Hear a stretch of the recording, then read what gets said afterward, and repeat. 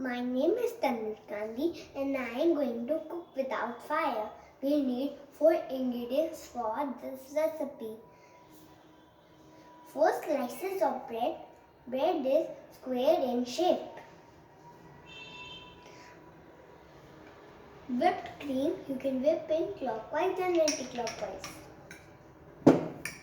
A colored syrup, maybe a ruafza, and coconut powder. I have cut the bread in circle shape and apply whipped cream on the circle and pasted another pair. Remember, pairs are 2. 1 plus 1 is equal to 2. Dip in the syrup and sprinkle coconut powder of the circumference of the circle and fill the area with it.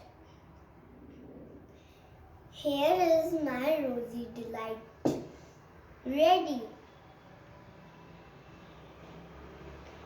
You can also make more shapes like square and rectangle. Rectangle and square has 4 sides. Triangle has 3 sides. And heart. Thank you.